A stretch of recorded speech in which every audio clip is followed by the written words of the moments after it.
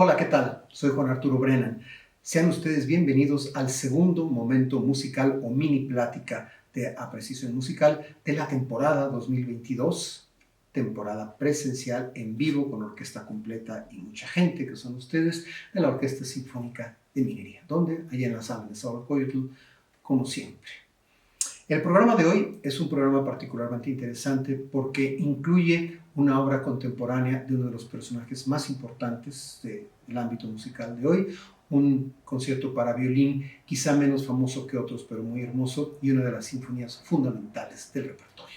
Me refiero a la primera obra, Asteroide 4179, Tutatis, de la compositora finlandesa Kaija Saariaho. Después, el primer concierto para violín y orquesta del alemán Max Bruch, para concluir con la hermosa, potente y alucinante, ciertamente, Quinta Sinfonía de Gustav Mahler.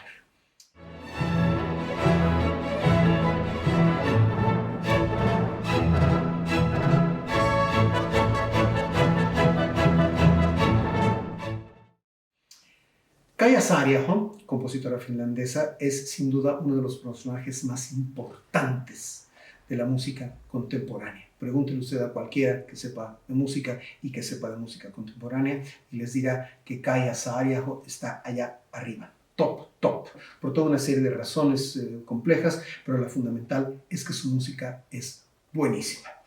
Esta obra suya, con la que se va a iniciar el segundo programa de nuestra temporada 2022, lleva por título Asteroide 4179 Tutatis y tiene una historia muy compleja que voy a tratar de resumir. Y la historia se remonta al año de 1918. Ese año se estrenó la hermosa, poderosa y evocativa Suite Sinfónica Los Planetas de Gustav Holst, que como ustedes saben, solamente llega hasta Neptuno. Mucha gente al escucharla en discos o al escucharla en vivo en un concierto se pregunta, a ver, ¿por qué Holst no compuso un movimiento extra para completar con Plutón? Por un detalle muy pequeño, porque Plutón no se había descubierto. Plutón lo descubrió el astrónomo Clyde Tombaugh en el año de 1930, es decir, 12 años después del estreno de Los Planetas. Lo que sí es curioso, y a mí en lo particular me llama mucho la atención, es que cuando Clyde Tombaugh descubrió Plutón, Gustav Holst todavía estaba vivo. ¿Qué le costaba haberse puesto a escribir un movimiento extra y completar su suite, Los Planetas? Nadie lo sabe. El caso es que la suite se quedó así durante mucho tiempo, hasta que ya en pleno años, en la plena década primera de los 2000, es decir, en plena época nuestra, a Sir Simon Rattle, el gran director inglés de orquesta, que entre otras cosas fue director durante muchos años de la Filarmónica de Berlín, se le ocurrió que había que completarla. Y como Gustav Holst ya no andaba por ahí, encargó un Plutón al compositor Colin Matthews para que la obra quedara completa, aunque no fuera toda de Gustav Holst. Una vez que estaba en eso, a Sir Simon Rattle se le ocurrió que por qué no encargar algunas obras más que tuvieran que ver con asuntos espaciales, siderales, planetarios, para hacer un producto musical un poco más complejo. Y encargó, me parece que fueron 3 o 4 obras más, referidas a un asteroide, referidas a una constelación, una de ellas referida a un cosmonauta, y con eso hizo un proyecto. Desde el principio este proyecto era un disco. Entonces circula por ahí un interesante álbum doble que contiene la versión completa, una versión nueva grabada por la Filarmónica de Berlín de Los Planetas de Gustav Holst, más el Plutón que compuso Colin Matthews y estas otras obras de distintos compositores que les fueron encargadas, insisto, ex profeso para completar este proyecto. Una de las obras encargadas fue precisamente a Kaija Saariaho y el resultado fue Asteroide 4791 Tutatis. Muy brevemente, a Kaija Saariaho, y esto lo cuenta ella misma, le llamó la atención este cuerpo celeste por 2 razones fundamentales. La primera, porque su órbita, sus trayectorias, su camino sideral es muy extraño. De hecho, es una serie de trayectorias que contradicen o que van en contra de lo esperado para cuerpos celestes de este tipo, y eso le llamó mucho la atención a Kaija Saariaho. Esto lo menciono porque algunas de sus obras están basadas en especulaciones que tienen que ver con asuntos científicos, naturales, etc. ¿Sí? Y por otra parte, lo que le llamó también la atención a Kaija Saariaho respecto a este asteroide es su forma. Uno piensa en un asteroide como una roca más o menos irregular, pero más o menos así. No, si usted busca Tutatis y busca imágenes en la red cibernética, se dará cuenta de que este portentoso asteroide que dio origen a esta espléndida obra de Kaia Saarinen tiene la muy prosaica forma de una papa aplastada. Y eso también le llamó la atención a Kaia Saarinen. Evidentemente, su pieza sinfónica no pretende describir ni la forma de papa que tiene el asteroide Tutatis, ni su trayectoria, ni su entorno sideral. Es simplemente una reflexión muy personal de ella sobre este asteroide cuya trayectoria, cuya forma, cuyo camino espacial le llamó la atención. Ustedes se preguntarán, ¿por qué se llama Tutatis? Ya saben ustedes que la mayor parte de los cuerpos celestes, al ser descubiertos, se les pone el nombre casi siempre de quien los descubrió, o se hace una referencia a algo que tenga que ver con su situación en el mapa celeste o con la constelación cercana. Es bastante complicado. En este caso particular, se le puso Tutatis a este asteroide en memoria de una deidad gala, una deidad de la antigua cultura gala. Y muy probablemente algunos de ustedes ya se están acordando de un dato particular que nos remite a otro punto cultural respecto a este Tutatis, que tiene poco que ver con el asteroide y sí con la deidad. Estoy muy seguro que muchos de ustedes, como yo, son o han sido lectores de Asterix, ¿sí? Y que se recuerden que cuando Asterix, Obelix o alguno de los otros galos importantes tienen una bronca o se asombran de algo o quieren maldecir algo, utilizan una expresión, por Tutatis. ¿Se acuerdan? Pues se está refiriendo a esta deidad de la cultura gala que da nombre al asteroide Tutatis 4179, que a su vez da nombre a esta muy interesante, muy atractiva obra sinfónica de Kaia Saarinen. Así pues, con Tutatis asteroide 4179 o asteroide 4179 Tutatis, para decirlo con propiedad, se inicia nuestro segundo programa de la temporada 2022 de la Orquesta Sinfónica de Minería. A la usanza tradicional de un programa convencional de concierto sinfónico, después de la obra puramente orquestal de apertura, sigue un concierto con instrumento solista. Hoy tenemos ese patrón. Después de la obra de Kaia Saarinen viene el primero de los conciertos para violín del compositor alemán Max Bruch, que va a interpretar el espléndido violinista Augustin Haderich. El caso de Max Bruch es un caso hasta cierto punto triste en la historia de la música. Esta obra suya es por mucho su obra más famosa, su primer concierto para violín. Pero si usted busca información sobre Max Bruch en las enciclopedias musicales convencionales, se dará cuenta de una cosa muy extraña. Sin excepción, las entradas relativas a Max Bruch son pequeñitas, chiquitas, breves, y esto se debe a dos cosas. En primer lugar, tuvo una vida personal absolutamente normal y tranquila, no hubo ni tormentas, ni pasiones, ni grandes acontecimientos. Y por otra parte, su música no pasó de ser música muy profesional, artesanalmente muy correcta, pero es una música que tampoco ha levantado muchas pasiones, con la excepción, ¿sí?, de su primer concierto para violín. En esas breves y esporádicas biografías que usted se puede encontrar de Max Bruch, aprenderá que en la parte madura de su carrera, Max Bruch se dedicó sobre todo a producir enormes obras sinfónico-corales, que en su tiempo fueron más o menos exitosas y, como usted se podrá imaginar, hoy están prácticamente olvidadas. Y de hecho, la gente recuerda a Max Bruch prácticamente solo por su primer concierto para violín, que tiene una historia interesante. Max Bruch empezó a componer el concierto para violín hacia alrededor de 1864, lo terminó en 1866 y se estrenó en ese año, pero no tuvo el éxito que Max Bruch hubiera esperado. Entonces lo revisó, volvió a la partitura, hizo algunos cambios, hizo algunas correcciones, y aquí lo interesante es que para realizar esa revisión de su primer concierto para violín, Max Bruch contó con la asesoría del violinista más importante de su tiempo, de su época, que era ni más ni menos que Joseph Joachim, cuya asociación con Johannes Brahms todos recordamos muy bien. El caso es que Joseph Joachim le echó la mano a Max Bruch para redactar, recomponer, reorganizar el concierto para violín, y 2 años después del estreno de la primera versión, es decir, en 1868, el propio Joseph Joachim estrenó la versión segunda y definitiva del concierto número 1 de Max Bruch. Y ahí sí, el éxito fue total. Y aquí el éxito, por lo menos el éxito en aquel momento, sí se debió a 2 razones, bien distintas pero complementarias. Uno, a que la segunda versión del concierto había quedado mejor que la primera, y dos, por supuesto, el prestigio de gran violinista que tenía Joseph Joachim. Entonces ahí, con su primer concierto para violín, Max Bruch obtuvo su primer y desgraciadamente único éxito en su carrera de compositor.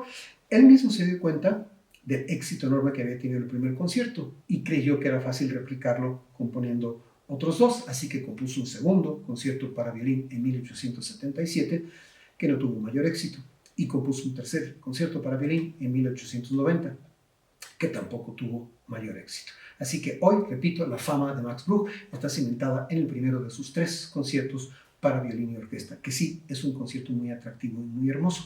Y hay algo respecto a este concierto que no deja de ser curioso en el ámbito específico de las grabaciones. La última vez que revisé este tema, encontré que había alrededor de 40 grabaciones distintas del concierto de Max Bruch, del primero, aunque como ya fue hace tiempo, quizá hoy haya 45 o 50 grabaciones distintas. Esto no es lo interesante. Lo interesante es que en muchas de ellas, el disco contiene el primer concierto de Max Bruch y el concierto para violín en mi menor de Felix Mendelssohn. Y esto no es simplemente porque da la casualidad que los tiempos se ajustan para la duración del compact disc, no. Resulta que muchos musicólogos han encontrado similitudes de estilo, aunque Max Bruch es de una generación posterior a Felix Mendelssohn, similitudes de estructura y sobre todo similitudes de espíritu. De manera que sí, en efecto, tienen razón los productores discográficos. Poner juntos el primer concierto de Bruch y el concierto en mi menor de Mendelssohn tiene un sentido musical, más allá del posible sentido práctico que esto tenga. Este es, pues, el perfil del concierto número 1 para violín y orquesta de Max Bruch, que va a interpretar en nuestro segundo programa el espléndido violinista Augustin Haderich. Por supuesto, la Orquesta Sinfónica de Minería, y la batuta, la de Carlos Miguel Prieto. Y como lo mencioné antes, a la usanza tradicional, este programa sinfónico concluye con una gran obra orquestal de repertorio. La Quinta Sinfonía de Gustav Mahler, uno de los sinfonistas más importantes de todos los tiempos, figura fundamental en la culminación del romanticismo extremo. Un poco de historia breve para situar la Quinta Sinfonía de Mahler.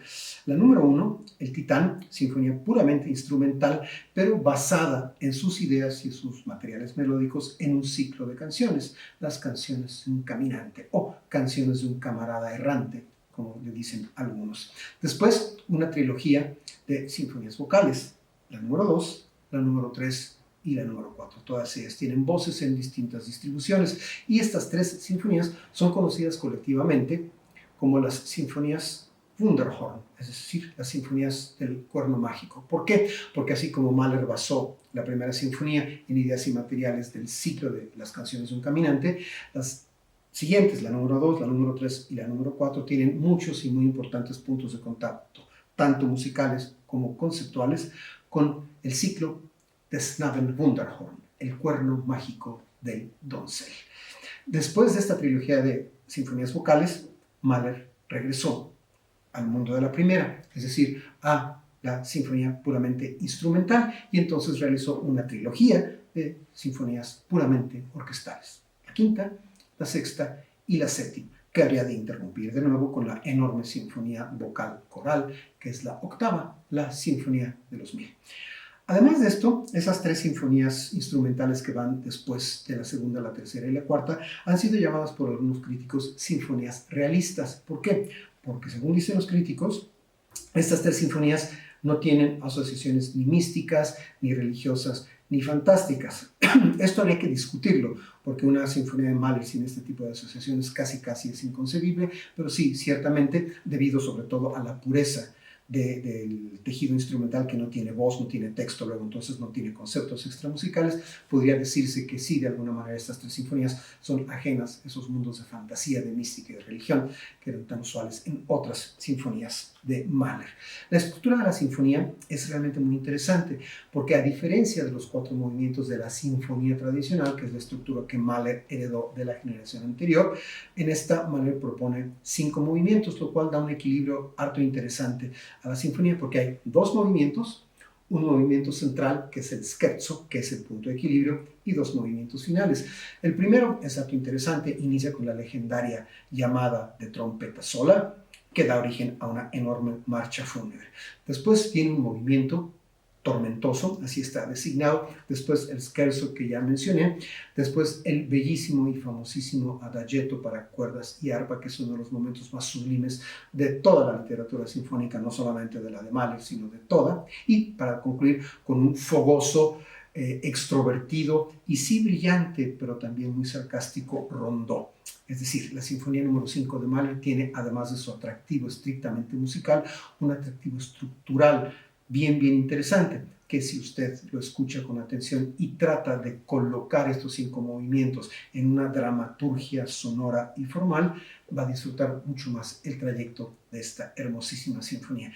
Por cierto, mencioné el adagietto para cuerdas y arpa de la Quinta Sinfonía de Mahler. La mayor parte de ustedes saben que este movimiento se hizo súper famoso cuando el gran director de cine italiano Luchino Visconti lo incluyó como parte del soundtrack, como parte de la pista sonora de su bellísima película Muerte en Venecia. Y la inclusión de esta y algún otro fragmento de música mahleriana en esta película es de una lógica impecable, porque el protagonista, Gustav von Aschenbach, no es sino un retrato disfrazado de Gustav Mahler.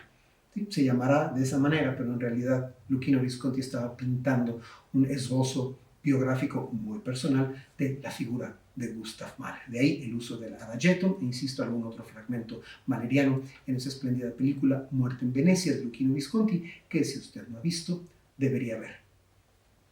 Por el cine, por la fuente textual que le da origen y por la bella música de Mahler. Datos duros. Gustav Mahler concibió y compuso su Quinta Sinfonía entre 1901 y 1902 y el estreno de la sinfonía se llevó a cabo en la ciudad de Colonia bajo la batuta del propio Mahler. De ese estreno nos queda un testimonio muy creíble. Bruno Walter, gran director de orquesta, que fue personaje muy cercano a Gustav Mahler y que desde antes de la muerte de Mahler, pero sobre todo después de la muerte del compositor, se convirtió en uno de sus paladines más importantes, uno de sus promotores más importantes.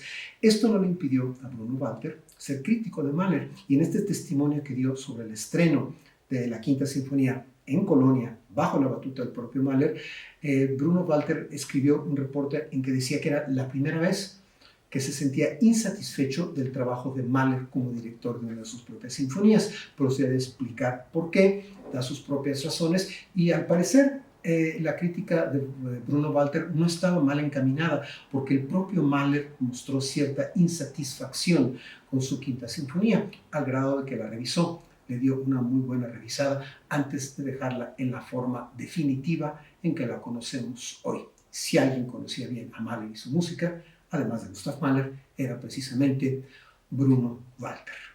Así pues, nuestro segundo programa de la temporada 2022 de la Orquesta Sinfónica de Minería concluye con esta magistral, potente y muy atractiva sinfonía, que es la Sinfonía número 5 de Gustav Mahler, la Orquesta Sinfónica de Minería, dirigida por Carlos Miguel Prieto. Vayan al concierto, va a estar muy interesante.